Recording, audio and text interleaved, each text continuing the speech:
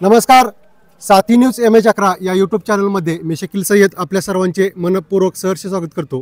आज आपण आळजापूर या गावी आहोत आणि आळजापूर हे फलटण तालुक्यामधील अतिशय चांगलं गाव आहे आणि या गावामध्ये गेली 6 महिने दारूबंदीसाठी खूप मोठा लढा चालू होता आणि या दारूबंदीसाठी गावातील महिला असतील, गावातील सरपंच असतील, नागरिक असतील यांनी खूप मोठा लढा दिला.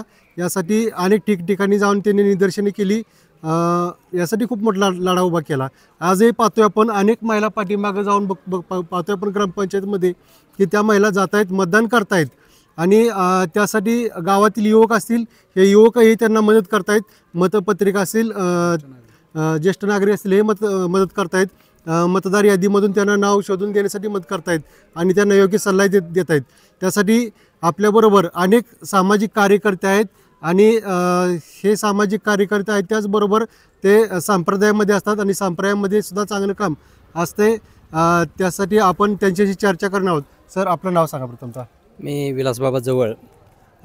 साहेब, आज आळजापूरमध्ये दारूबंदीसाठी आडव्या बाटलीसाठी मतदान चालू आहे, तर त्यासाठी आपलंही योगदान खूप महत्त्वाचं आहे. तर आपणही सकाळपासून मी पाहतो इथं उपलब्ध आहात आणि अनेक ग्रामस्थ असतील आणि नागरिक असतील, यांना तुम्ही मार्गदर्शन करत असाल, तर काय सांगता आजच्या रूपरेषेविषयी?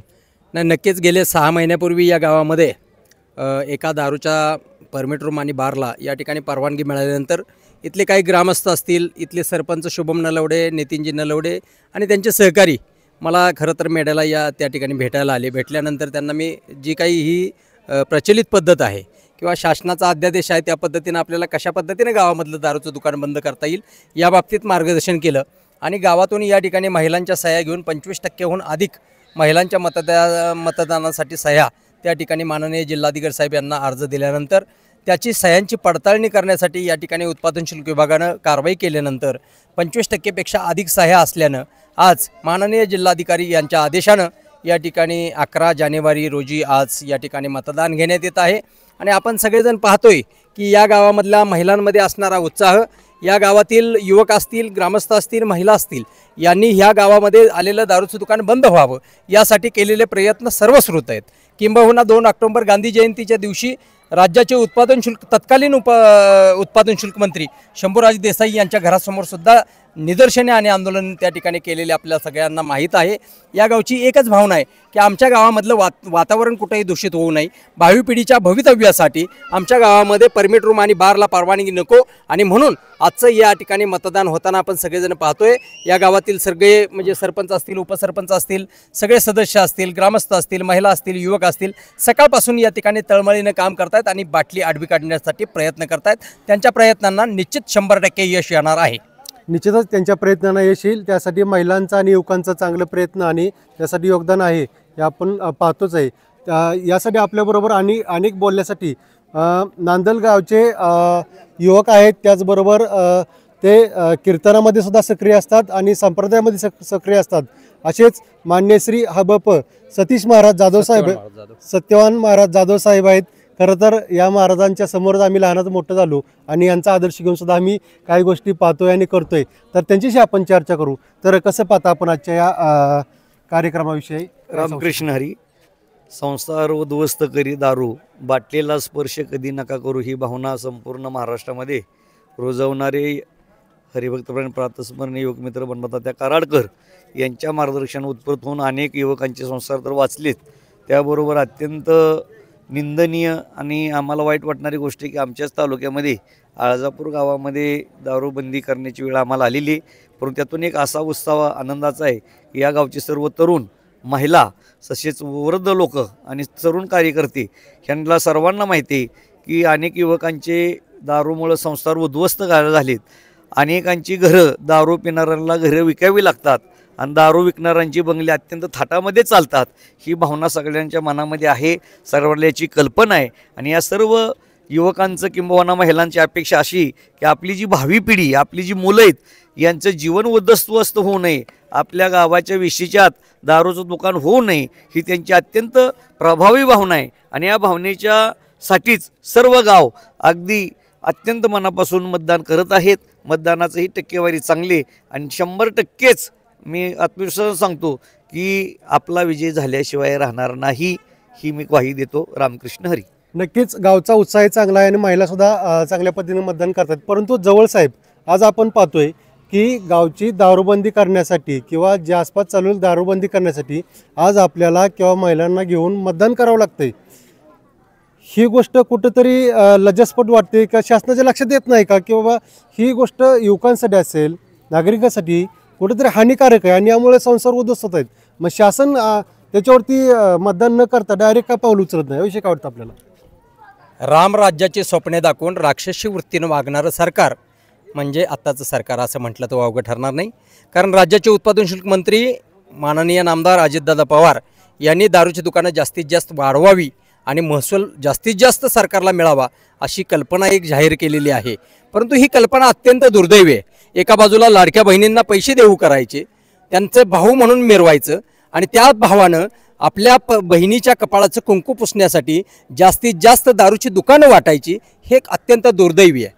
आज या ठिकाणी आपण पाहतोय की ग्रामपंचायतीचा कोणताही नाहरकत दाखला न घेता या ठिकाणी दारूच्या दुकानाला परवानगी दिली.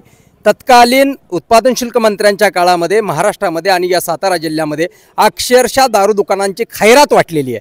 आणि आज अळजापूरचा लढा जिंकल्यानंतर मला खात्री आहे की या महाराष्ट्रामध्ये असेल किंवा या सातारा जिल्ह्यामध्ये असेल, गावागावातून अशा पद्धतीची आंदोलनं उभी राहणार आहेत आणि आपल्या गावात उभी राहिलेली दारूची बाटली आडवी करण्यासाठी आता ग्रामस्थ आणि महिला स्वतःहून पुढे येणार आहेत अशी मी या ठिकाणी आपल्याला ग्वाही देतो. नक्कीच हे जे अळजापूरचं प्रकरण चाललेलं आहे आणि अनेक महिला मतदान करतायत, युवकही यांचा चांगला प्रतिसाद आहे. हे जे चाललेलं गावामधलं वातावरण आहे आणि याचा आदर्श अनेक गावं असतील, अनेक नागरिक असतील महाराष्ट्रामध्ये याचा आदर्श घेतील असं वाटतं आपल्याला? नक्कीच वाटतं. कारण 2007 पूर्वी या ठिकाणी ओंड गावामध्ये दारूचं दुकान बंद झालं होतं. त्यानंतर सिद्धेश्वर कुरोली गावामध्ये हा लढा सुरू झाला 2007ला आणि हे वातावरण इतकं तीव्रपणे पुढं सरकत गेलं की आमचा संपूर्ण जावळी तालुका आम्ही 10 महिने आणि 23 दिवसामध्ये संपूर्ण दारू दुकान मुक्त केला. आणि ही देशातली पहिली घटना होती की पूर्ण तालुका दारू दुकान मुक्त होण्याची. आता मला वाटतं तीच पुन्हा एकदा या ठिकाणी सुरुंग लावण्याचं काम, एक ठिणगी टाकण्याचं काम या अळजापूरवासियांनी केलेलं आहे. आणि या ठिणगीचा वनवा झाल्याशिवाय या महाराष्ट्रामध्ये राहणार नाही. कारण महाराष्ट्राचं मध्य राष्ट्र करण्याचं काम जे सरकार करतं आहे त्या सरकारला आम्ही या ठिकाणी आजच्या या मतदानातून दाखवून देणार आहोत की तुम्ही जर अशा पद्धतीची कल्पना, भ्रामक कल्पना करत असाल की दारूच्या महसुलातून मिळणाऱ्या पैशावरती आम्ही सरकार चालवू, आम्ही राज्य चालवू, ते अत्यंत दुर्दैवी आहे. अशा पद्धतीचा विचार न करता लोकांच्या आरोग्याचा, लोकांच्या संसाराचा विचार करणं अत्यंत गरजेचं आहे. एवढंच या ठिकाणी मी सरकारला आवाहन करतो. नक्कीच हेही मत गावातील युवकांचं आहे आणि महिलांचं सुद्धा आहे. मी गेली 2 दिवस ह्या दारूबंदी असेल, आडवी बाटली असेल, महाराज खरं तर मी पाठपुरावा करतोय. अनेक नागरिक, माझं गाव शेजारीच आहे, त्यामुळं मला येथील नागरिक बोलवत आहेत आणि येथील बातमी लावण्यास सांगतायत. त्यांच्या आग्रहाखातर मी येथील संपूर्ण बातमी लावतोय आणि पाठपुरावा करतोय. परंतु शासनाच्याही कुठेतरी लक्षात आलं पाहिजे की आज अनेक कुटुंब हे दारूमुळे उद्ध्वस्त होत आहेत, अनेकांचे संसार रस्त्यावरती येत आहेत. परंतु शासनाला याचं काही घेणं देणं आहे का? याचं काही म्हणजे काय पडलेलंच नाही. आज आपण शिक्षणाची व्यवस्था पाहतोय किंवा आणखीन काय पाहतोय की शिक्षणाच्या माध्यमातून त्यांना काय म्हणजे काय पैसे येत नाहीत किंवा मतदान तिकडून होत नाही, म्हणून तिकडे सुद्धा थोडंसं डोळजाक होतंय.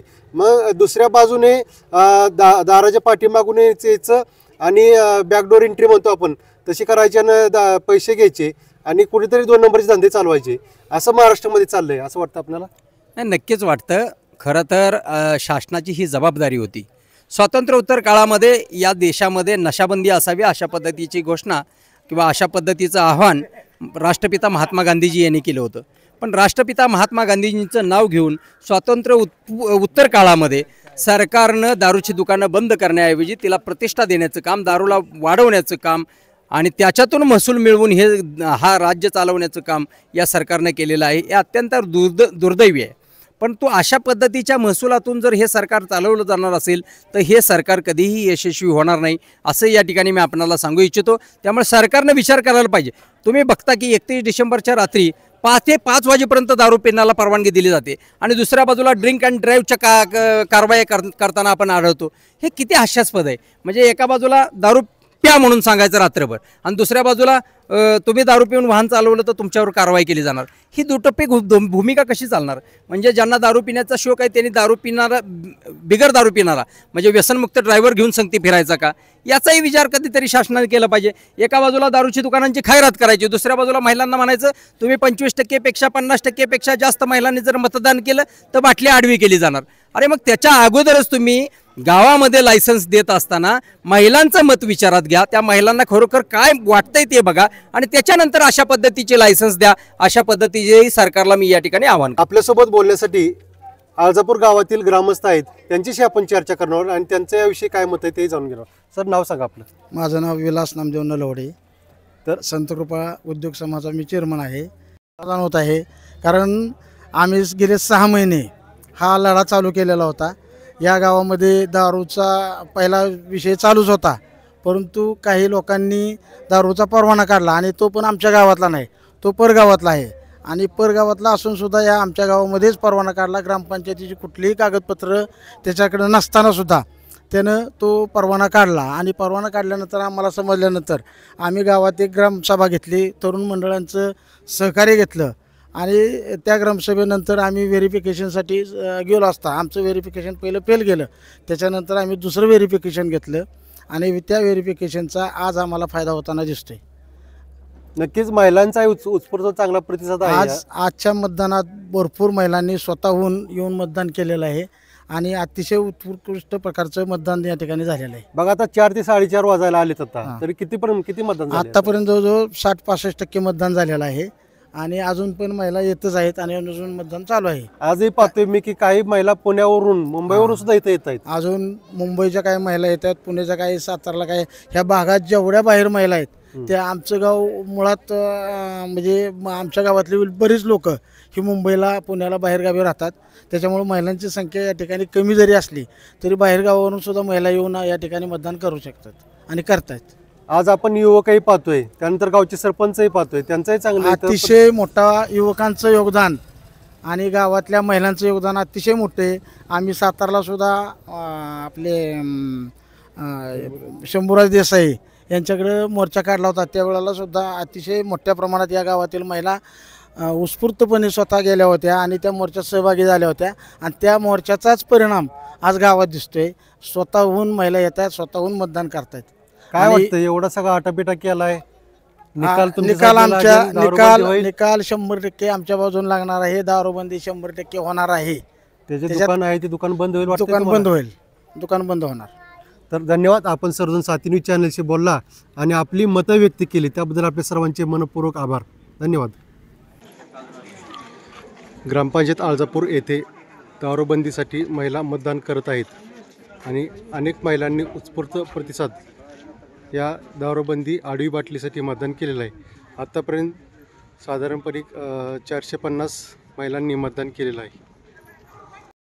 आळजापूर ग्रामपंचायत येथे अनेक महिला दारूबंदीसाठी मतदान करत आहेत आणि आत्तापर्यंत 400 ते 500 महिलांनी दारूबंदीसाठी मतदान केलेलं आहे.